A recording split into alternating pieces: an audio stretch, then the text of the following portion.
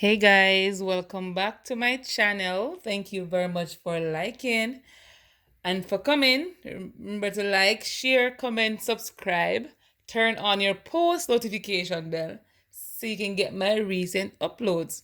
So for this video, I'm going to do another series where I do the construction using the dilation method for enlargement of an object.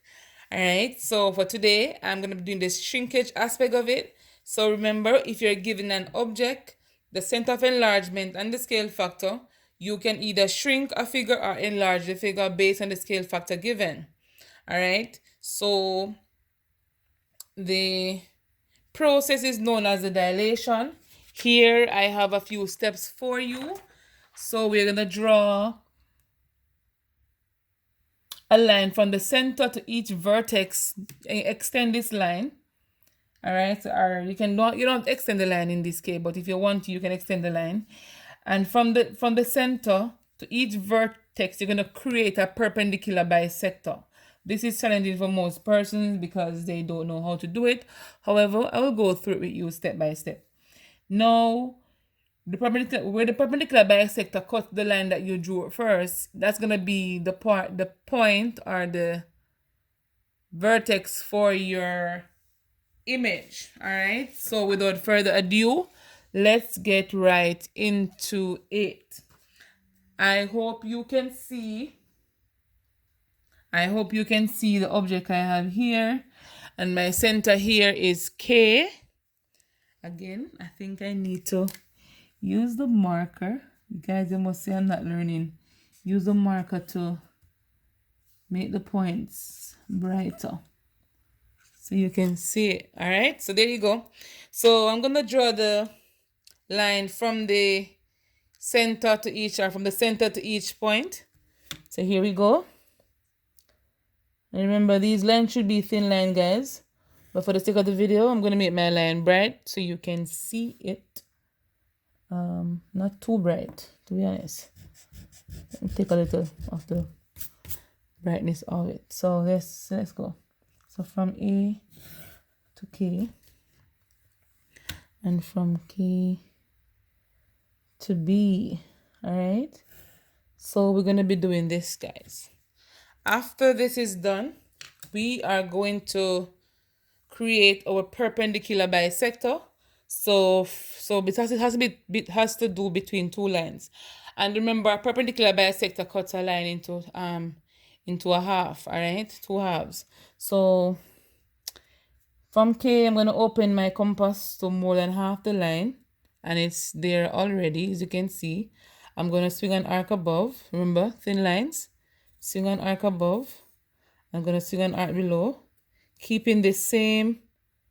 I think my compass just moved. Okay, let's see if it's at the same spot. You see, guys, these are things that happen when you have compass that's unruly. All right, mine didn't move. Good. So from swing arc above, arc below. At this point as well, you're going to do the same thing. Swing arcs above and arcs below. After that, guys, you're going to join the 2 points where the arcs intersect each other, or the bisect each other. I mean, we're intersect each other. Let's go. So this point and the line where the bisector line cuts the line CK or KC, that's gonna be my first image point, and that's C. Oh, I didn't even mention this, guy. So the scale factor here, my bad, this is in my head. The scale factor is a half. I didn't mention that part. So the scale factor is a half. So let me go again. So what I basically did was to draw the line, after which I do my perpendicular bisector to cut the line into two halves, since as my scale factor is a half. All right, if it was 1/3, you couldn't use your perpendicular bisector. You're gonna have to use your ruler to do all of that. But yeah, so a half is the scale factor that I'm working with. So let's go ahead and do the perpendicular bisector for KB. So KB here, open to more than half the line. Then you swing arcs above, you swing arcs below, you go to the point B, you do the same thing, swing arcs above the line and arcs below the line. So my arc is here and one is here. Let's go ahead and connect them.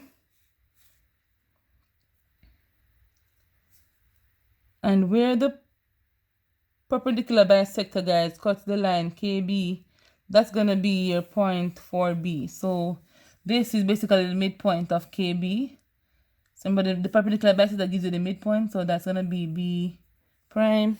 Let's do one for AK, which is my initial. Ooh, that's so good.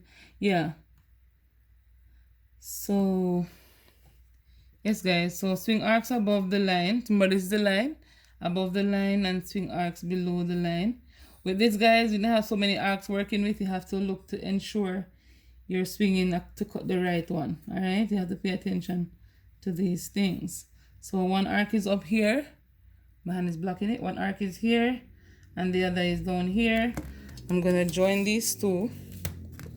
All right, so let's go.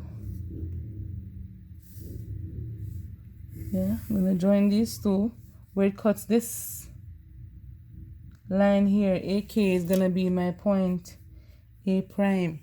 So now I have A prime, B prime, and C prime. I'm going to go ahead now and join these 3 points. So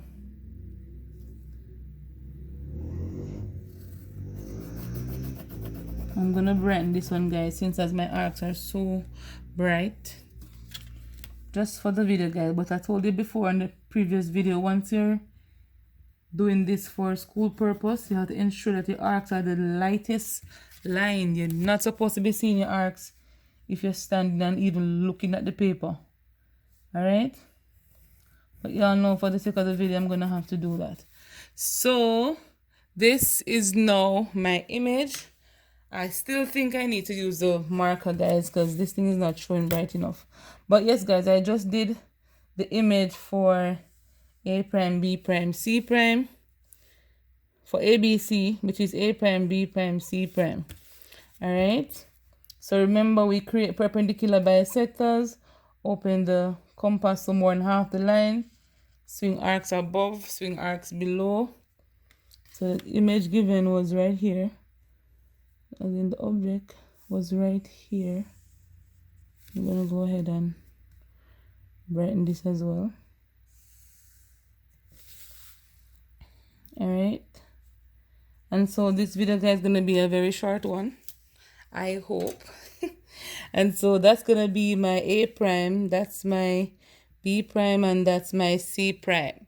And so this is our image from the given object, which is a half of its size. All right, guys, so thank you very much for watching. Remember to like, share, comment, subscribe. Let me know what else video you want me to watch.